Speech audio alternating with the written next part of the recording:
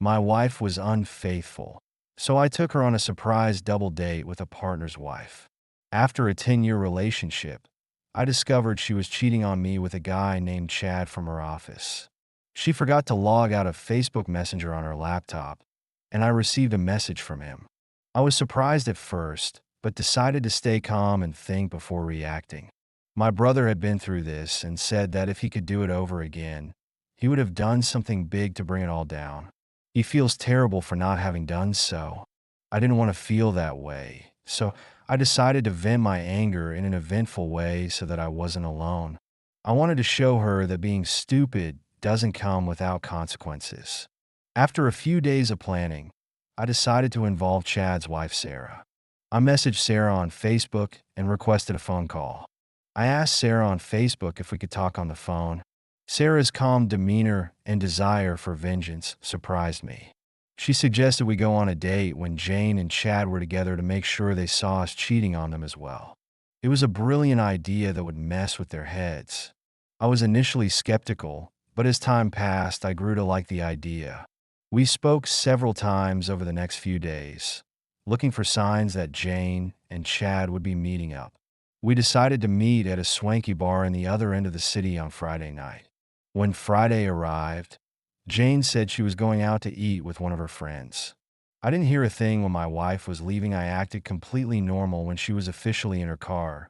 And driving away, I got ready for my and Sarah's big night on the town. I picked up Sarah, and we began to drive talking excitedly about how this was going to go. We both also felt waves of sadness and frustration for even having to do this, but the adrenaline kept us going and on our path to revenge. When we arrived at the bar, we spotted Jane and Chad in a cozy corner laughing, smiling, and flirting with each other. My heart raced as Sarah and I walked over to a table just far enough away to not be immediately noticed, but definitely viewable from their location. There we were hand in hand. We went inside and pretended everything was fine. We walked to our table, sat down, and ordered some drinks and an appetizer each. We kept glancing over at them until they finally noticed us. It was a pretty amazing moment. Their eyes went wide and they looked like they'd just seen a ghost. I could see their minds racing. Their heads were spinning as they tried to process what was happening. Sarah suggested kissing me, which I couldn't imagine doing at first.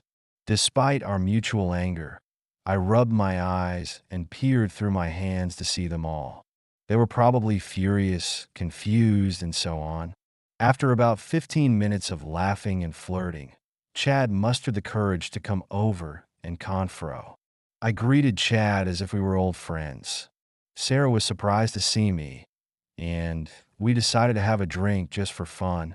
You remember Sarah, right? She is your wife. Chad's face turned hot, and he began to stutter even more. Jane, who had been watching the encounter from their table, appeared shocked and on the verge of crying before he could say anything else. Sarah joined in. Oh, come on, Chad, it's not like we're doing anything wrong. We're just having a good time, just like you and Jane. The look on their faces was absolutely priceless. They were both caught red-handed. After being confronted with reality, Chad hastily excused himself to use the loo and left. Jane jumped up from her seat, tears flowing down her cheeks, and rushed out of the pub. She had never expected to be the victim of her own deception. Our purpose had been accomplished. Sarah and I exchanged high fives and knowing glances, happy with our performance. We turned the tables on our unfaithful husbands and lingered at the bar for a bit. As the night progressed, we completed our drinks and got to know each other better. Despite the circumstances that brought us together, we realized we had much in common and liked each other's company. Sarah and I shared stories about our failed marriages. It was therapeutic to share our pain with someone who understood. When it was time to leave, I took her home and promised to stay in touch. We knew there would be difficult times ahead, but we had each other to lean on. Although Jane and Chad really apologized, it was too late.